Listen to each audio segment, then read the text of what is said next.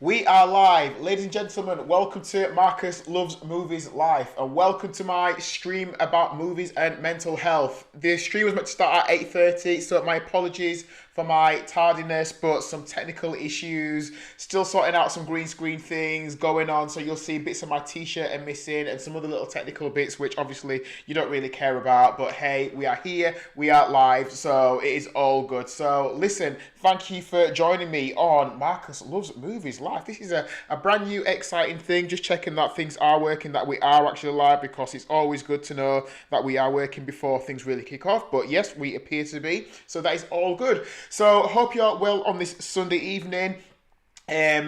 Just wanted to talk to you for a short amount of time. I'm really enjoying doing these lives now. I think it's a really cool thing to do, just to be able to speak to people live and just get involved and do it this way, be a little bit interactive. Talk about movies and mental health. Mental health is a massively important issue. It's something that I think we should keep talking about. And recently I've been thinking about mental health in relation to movies, and more so about dark movies. I want to say dark movies. It's movies that are quite intense, something like a horror, something like a psychological thriller, something like a drama that is based on a true life incident or tragedy, quite dark movies that are quite heavy. So I'm not talking about comedies or, rom-coms or cartoons. I'm talking about some of those heavier movies, but any movie, it could be any movie can have an effect on you. So I'm thinking about movies and mental health, and about the type of movies that you watch. And if you watch a lot of dark movies, like the movies that I've just mentioned, in terms of heavy, in terms of content, can they have a negative effect on your mental health?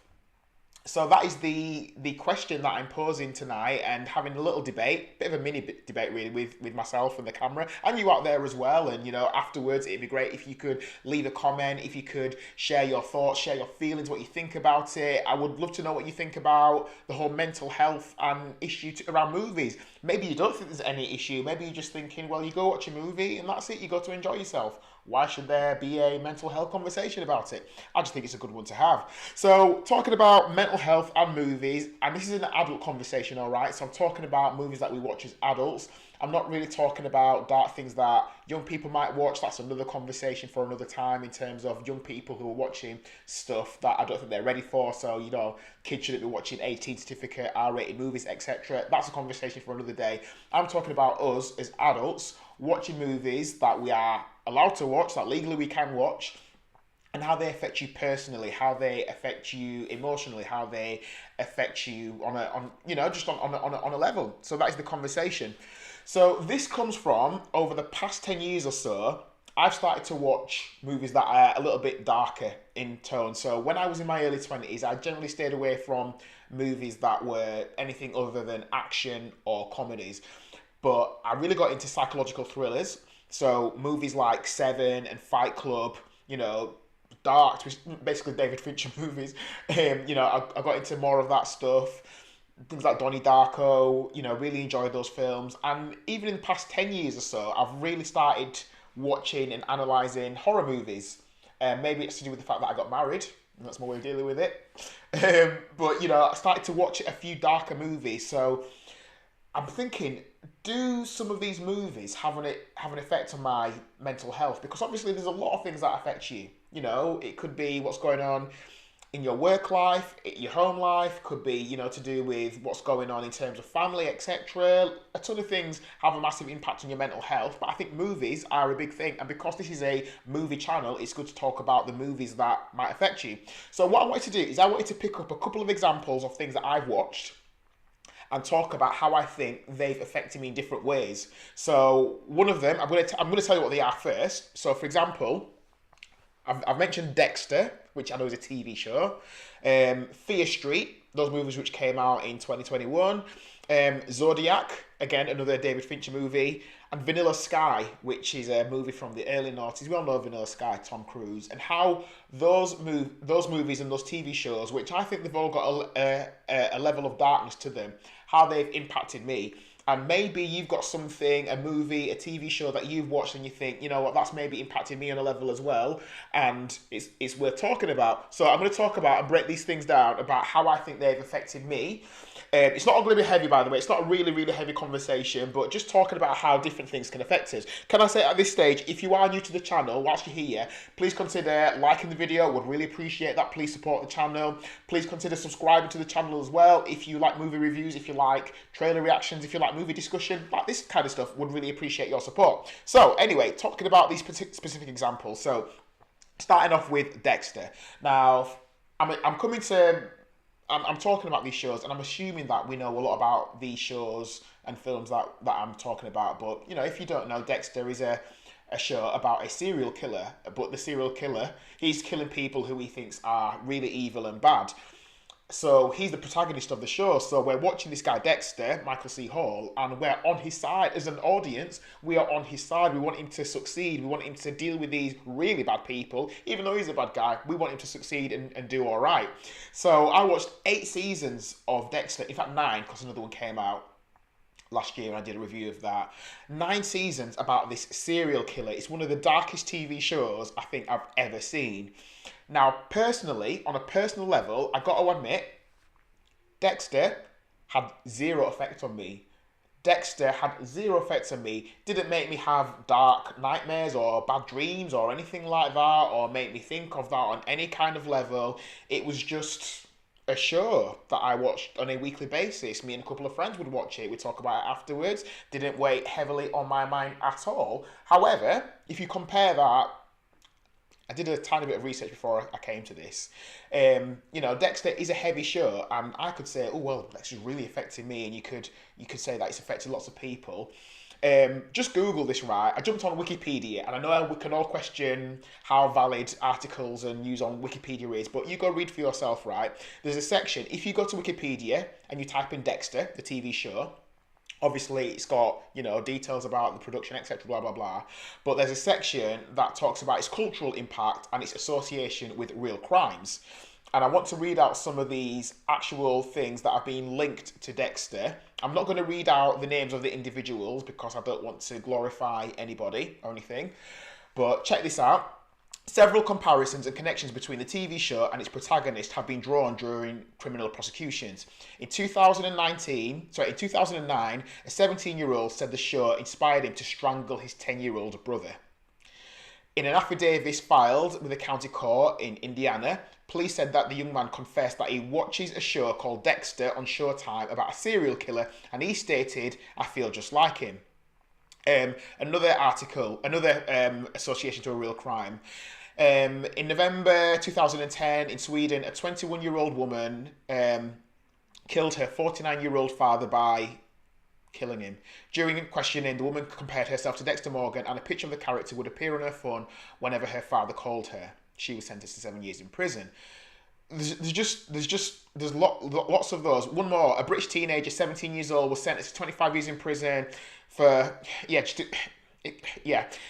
Fast forward, he'd been reported to be obsessed with the television series Dexter. He reportedly had an alter ego whom he claimed made him carry out the murder. So those are actual cases of people who watched Dexter, and they did take it personally. They did take it to heart. They did really read way too much into the show, and they went out and they committed these horrendous crimes. Go on Wikipedia, look at that section, association with real crimes, read it for yourself, and, you know, there's articles on there that you can click on and links and stuff.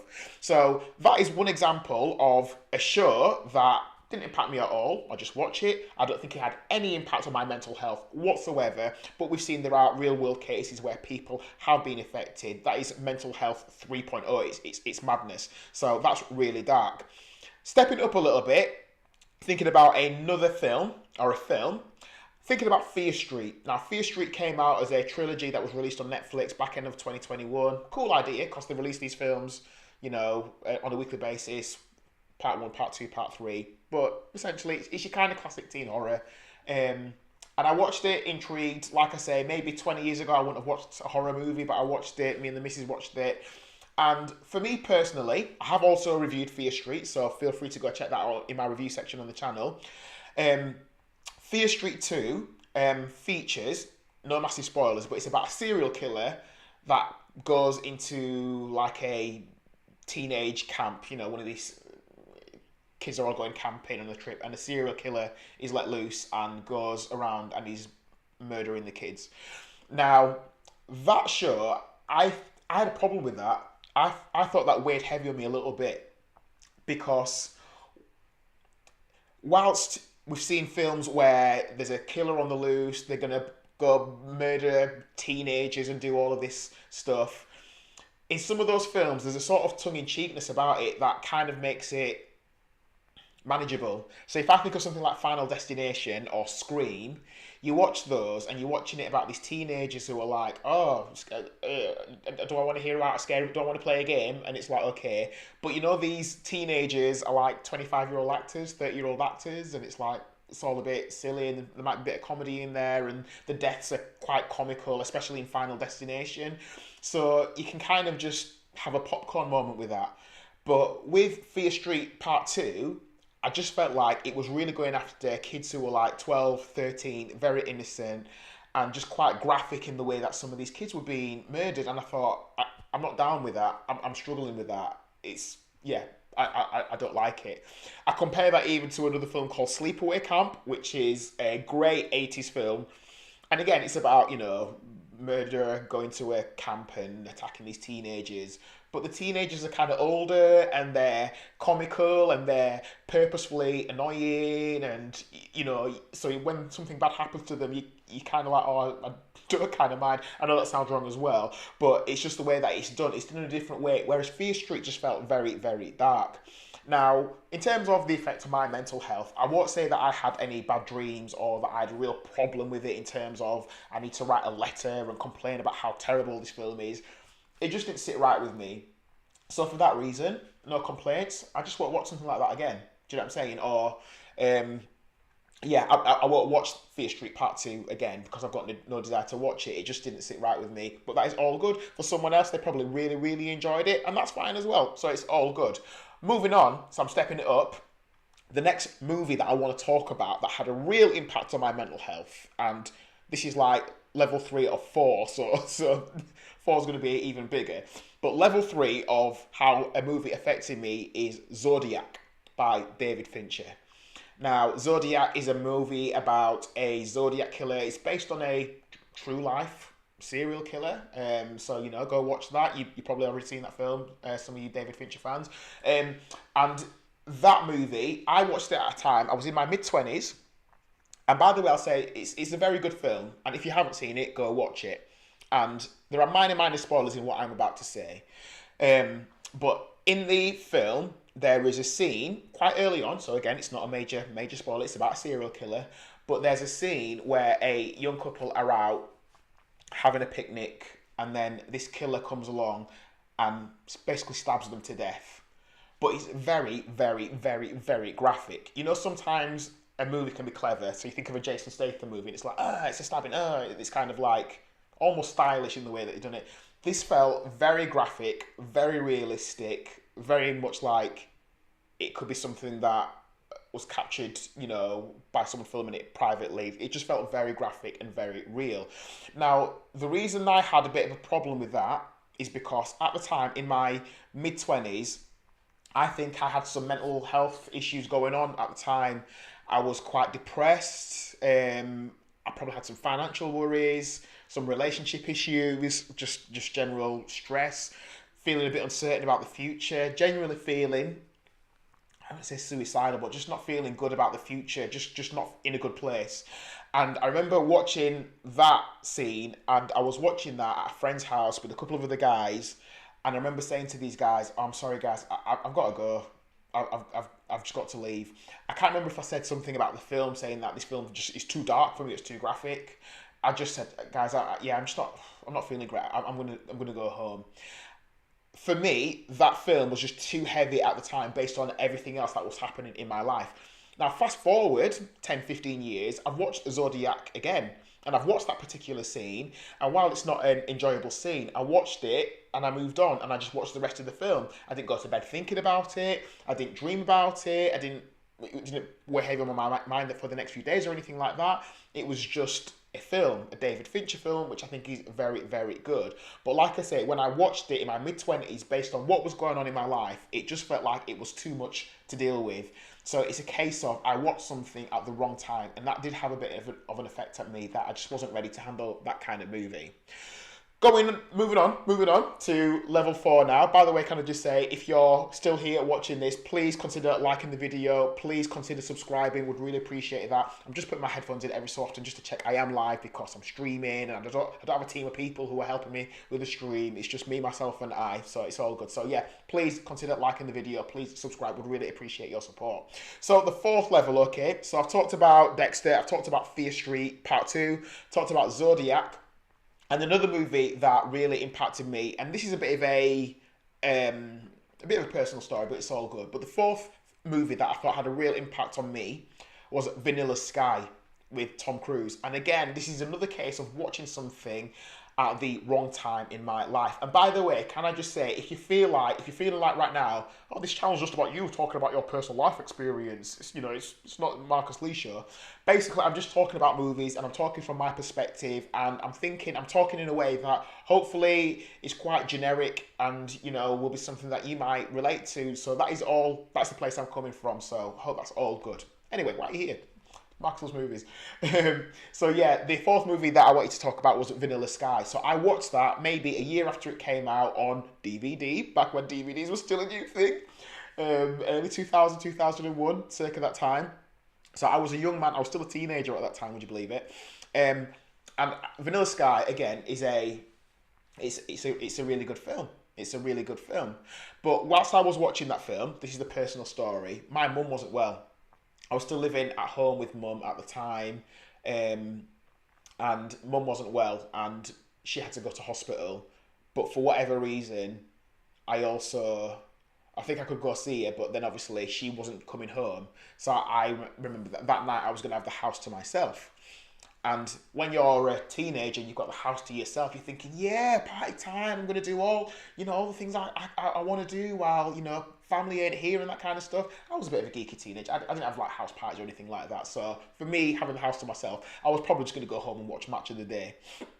But anyway, so that was heavy. But whilst I was watching Vanilla Sky, everything about Vanilla Sky, when I think about it in the present day, I always think about my mum being in hospital. There's a particular scene in that film, again, mini spoilers, it's 20 years old, I'm not giving the ending away, but quite early on in the film, there's a scene where Tom Cruise is in a car with Cameron Diaz, and she's on one and she's really getting upset, and they're driving the car and they accelerate and they drive off a bridge, and the way that it's filmed is you see the car driving off a bridge, landing and hitting something and bouncing back and just resting. And sometimes Hollywood can glamorize things, but this, again, it was just another scene that felt very realistic, much like that scene I just described in Zodiac. This felt very, very realistic, very much like you can imagine seeing that in real life, and it would shock you. And I remember that specific scene, that driving off the bridge, landing on below, that very scene, I dreamt about it that night, because I'd gone home, I was in a house that was completely empty, mum isn't here, she's in hospital, I'm feeling down about that, I'm feeling a bit anxious about her and that kind of thing, and now I'm dreaming about that, and I'm thinking about the film that I just watched today, and I'm imagining that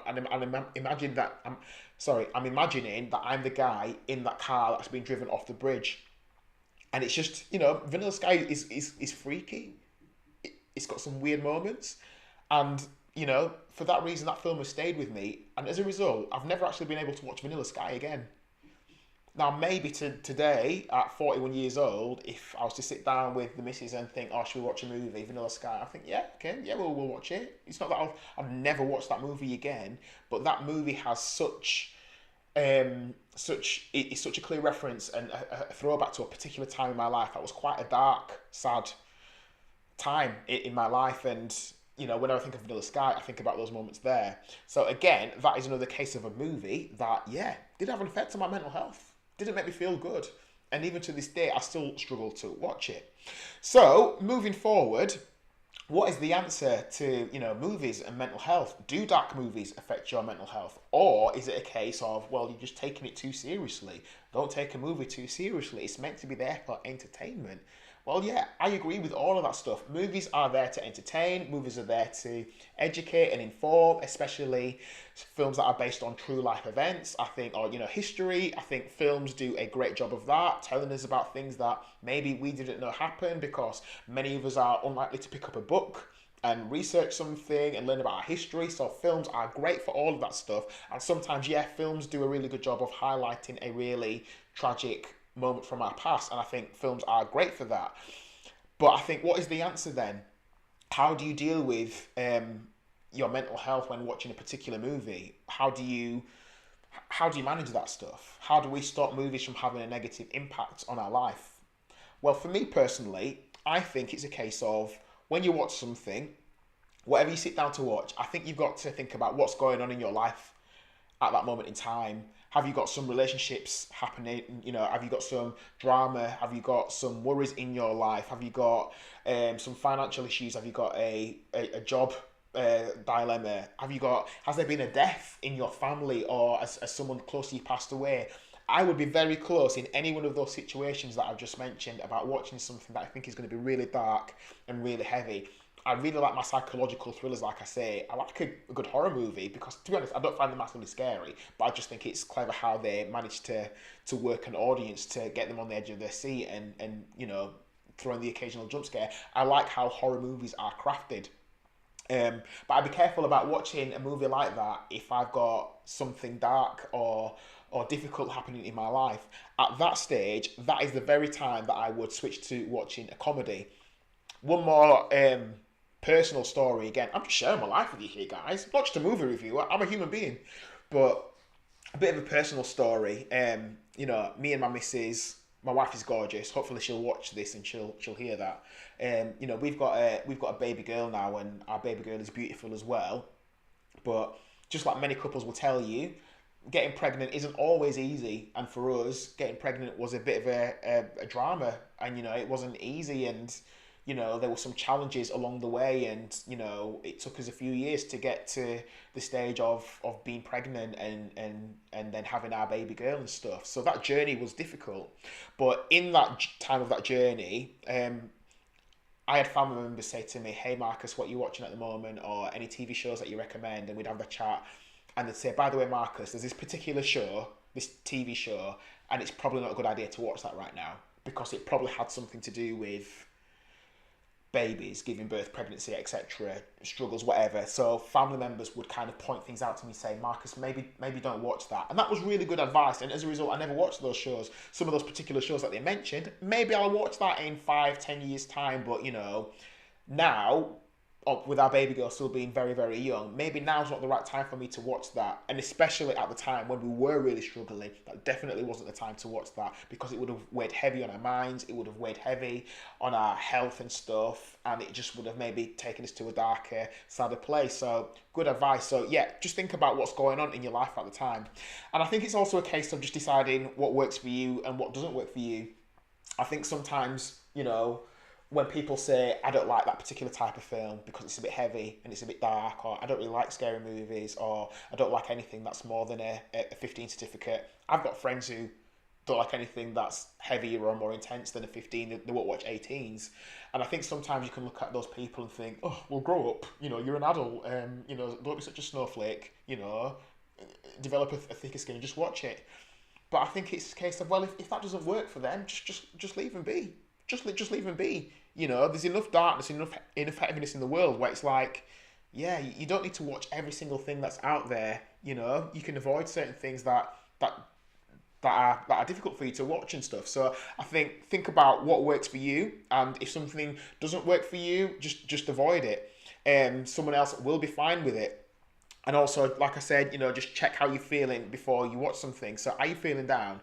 Are you feeling depressed? A dark film probably isn't going to work for you, so avoid it. And last week I also said on the live stream, the one about The Little Mermaid, so feel free to go back and check that out. I talked about watching certain things. I mentioned a few comedies. So I mentioned I like watching Family Guy. I like watching American Dad and South Park. Those for me are like these cartoon comedy staples. They tend to come on late night because they are still quite grown up in terms of the content. But whenever I need to laugh, that is one of the things I will stick on. Or some stand up comedy. Do you know what I'm saying? So when it's late at night, I'm probably not going to watch a really, really scary horror movie or thriller or something that is a true to life murder documentary. I'm not going to watch that as the last thing before going to bed. I have this thing of last thing before I go to bed. If I am going to watch something, it's got to be light-hearted because I kind of want to go to bed and have nice dreams. Do you know what I'm saying? I don't want to go to bed thinking about some massacre or some murder. I just don't need that. So yeah, I think it's a case of just being wise with what you watch, and maybe that sounds like really, really simple advice, but I'm talking to you, someone who's in his 40s, and maybe if you're 20, you're thinking, I just watch what I want. I do what I want. Well, obviously it's a free country, watch what you like, but I'm just thinking about your mental health, and pick things that aren't going to be too heavy for you at times, especially, not all the time, but if you are going through a difficult situation, if you are struggling with something, if you've had some turbulence or some tragedy in your life recently, be careful with what you pick. It's fine to do that. Just think about what's going on in your life. I'm just thinking of a funny story. Many years ago, many years ago, before Mrs. Lee came along, I was going out with a girl, and we split up. And then at the time, the film The Breakup, which stars Vince Vaughn and Jennifer Aniston, came out, and so it shows how long ago that is. But because we were quite reasonably friendly and it was quite amicable, and I said, "Do you want to go watch that film next week?" She was like, "No," because I was trying to be friendly. And it's funny. It would have been a bad idea, I think, to watch a film. But from what I've heard from the film, it wasn't the most encouraging film to watch. Which is funny because even to this day, I've still not seen The Breakup because I always think about the fact that I broke up with this person back at that time, and I'd watch it now. But that is a classic case in point of when you're going through a situation about relationships and drama and sadness. Don't watch a film about relationships and drama and sadness. Avoid it. Go watch comedy. And as a result, I remember just watching a bunch of comedies because that's exactly what I needed at the time. So be careful with what you watch. I think a lot of it is common sense, what I'm saying. So if you're thinking, well, Marcus, this is all common sense, hopefully I'm just reinforcing that message that, yeah, just be smart. I think mental health is massively, massively, massively important, and I don't think we talk about it enough. And I think especially as men, I can't speak for the ladies who might be watching, but I think especially for blokes like me, we want to be tough guys and we want to pretend that we've got it all together and stuff like that, and then we sit and we watch things, especially by ourselves when no one else is around, and how that plays in our minds. We don't talk about that because as men we don't chat that much either. So I think it's really important to do that. So movies and mental health is massively important, and this is what I basically wanted to address in this live video. So how do we deal with our mental health? How do we deal with that when we're approaching certain movies? I think we just got to be cautious. I think we've got to be smart. And do dark movies have an effect on our mental health? I think they do, but I think it depends on what's going on in our lives at that moment in time. So, if you're going through a difficult situation, maybe Paranormal Activity 12 or Nightmare Killer on Elm Street, Fear Street, Michael Myers, The Return isn't the best thing to watch at that moment in time. Just thinking about what you watch. But I'm talking about me, and I'm talking about my friends who I've spoken to about this. So you personally, you might be as cold as ice, hard as nails, whatever, but I'm just passing on what I think is a bit of common sense. Anyway, going to wrap up the live there, guys. Thank you for watching. Hope it's been okay. I'm still working on my live setting, so I know my t-shirt is kind of doing its own thing in the middle, but I wanted to do this again because I had some microphone issues last week and it really bothered me because I really discovered that at the end of the stream. So hopefully the mic and the sound is a little bit better. And yeah, this week going to drop a few more movie reviews, so be sure to check them out. A few more discussion topics. So yeah, just try to grow the channel. And obviously we're just on the verge of 200 subscribers, which I know some of you were thinking that's absolutely tiny, that's absolutely pathetic. Well, help me out, subscribe to the channel. Let's grow this sucker. Let's create a community. Let's have people talking. Let's have some back and forth. Let's do all of that good stuff. this is Marcus that loves movies, but the whole thing about movies, the thing that I love is talking to people about movies. Is going and saying, hey, did you watch that? What did you think that meant? Or what did you get from it? Did you see it when that happened? Oh, I love that particular scene. Then doing impressions, all of that stuff. I love all of that good stuff. So listen, let's create a community. Let's do all of that. Would really appreciate that. So before you leave, please do that thing where you give the video a like, leave a comment, let us know what you think about the subject of movies and mental health. And more importantly, well, not more importantly, but one of the big things I would really appreciate is if you would subscribe to the channel. Let's grow it. Let's develop a community. Let's have some back and forth. If you do comment, I will respond to as many comments as possible. I will do all of that good stuff. So ladies and gentlemen, thank you for watching. Hope you have a great week. Have a great week. Have a good time. Look after each other. Talk about your movies. Talk about mental health. Look after each other. Don't judge. And let's all have a good time. So take care. And until next time, thanks for watching.